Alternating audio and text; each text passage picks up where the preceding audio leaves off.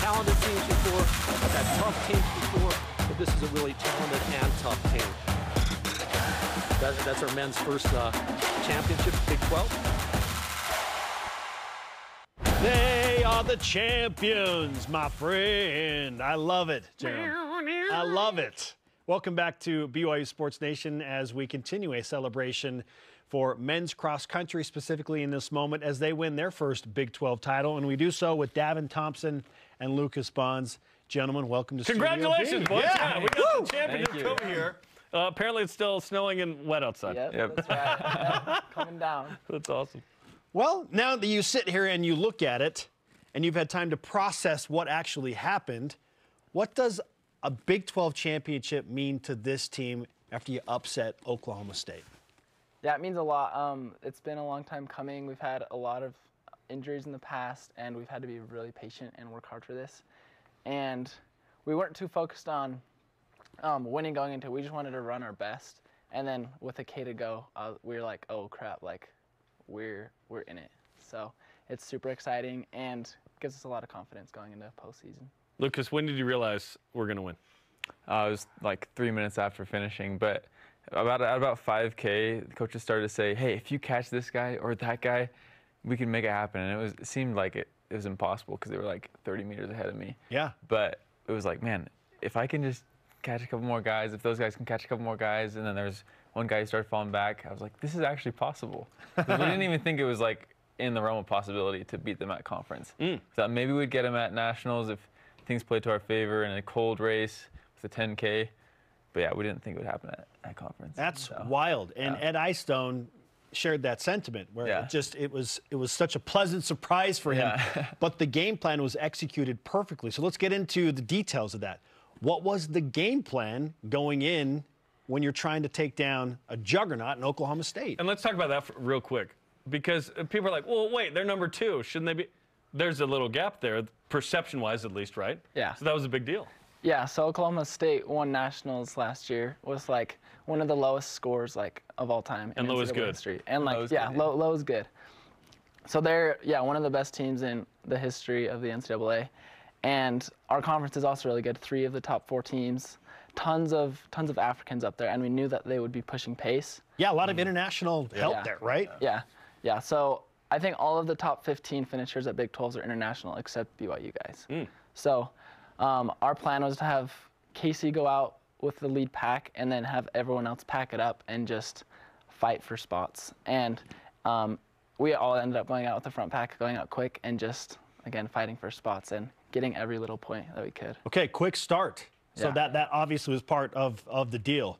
Yeah. How was your fatigue after getting out to a quick start, knowing that you needed that to stay in the race? Yeah, it was tough because we could see this top pack of probably 10 Kenyans, and Casey was right behind them, so he was probably in 10th or 11th. And so we have 10 guys ahead of R1 and 4 Oklahoma State guys ahead of R1, and we're going blisteringly fast. Like I came through 5K in 14:13, and my PR on the track is 13:58. Wow. Which on the track? Yeah, so that doesn't add up. This is an outdoor course. So we're getting pounded like by how fast it is, and they have 4 guys ahead of our number 1, and so it just looked like we were getting demolished. But we just kind of toughed it out and like didn't let that get to our heads, and then guys just started coming back. They just had taken it out too hard for themselves, and we just picked up what was left and placed well. You mentioned 3 minutes after because you don't know immediately. It's not an obvious thing. You need to tally the points and whatever. So what's that moment like when you realize, hey, we did it? Yeah, well, so actually initially, they have a big video board up near the finish, and it populates pretty slowly. I don't know why it's so slow, but as each runner comes through, it says there's one runner through, 2 runners through each team, and I didn't realize that it was saying that. And so initially, a score popped up and we had won.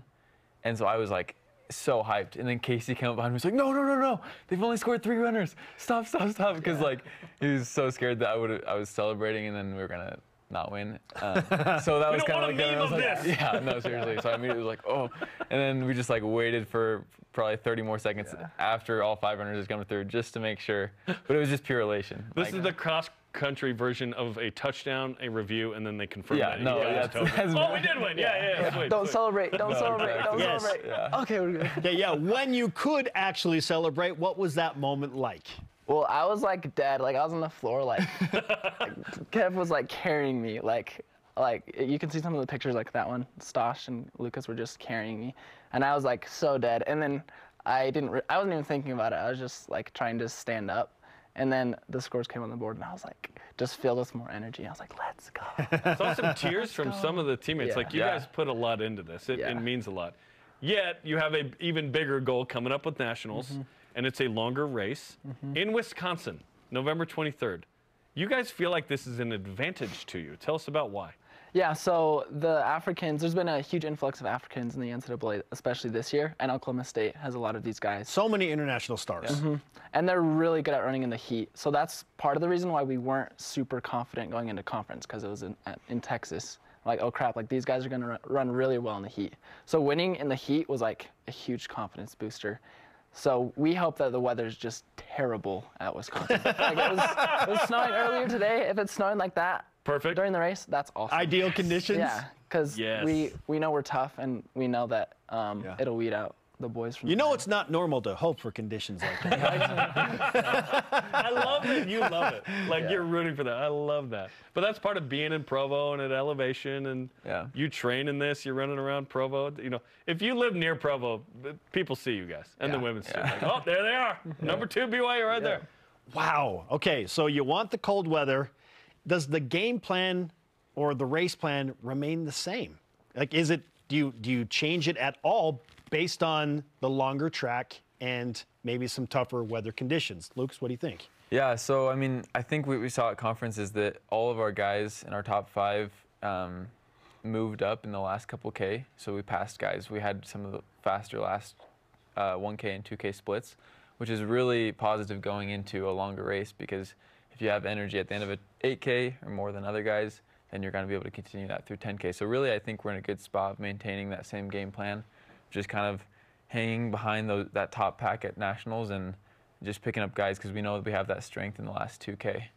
Do you each run with the trophy to work on fatigue? Is that part of the training? Well, it's heavy. Your turn. It's like 30 pounds. It's heavy. We're like trying to lift it up in the pictures. We're like, oh. Yeah, cross-country runs. There's some density there. The women go back-to-back as well. What was it like to both come home? You're on that plane, and you're like, hey, we both did it.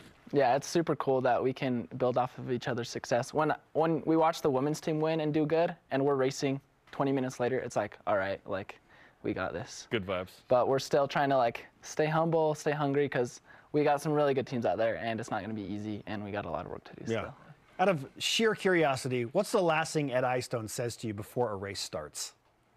Mostly just to trust in our training and trust in the boys, and we say a prayer together, and yeah, just have fun. Love that. And then someone plays Chariot of Fire on their phone.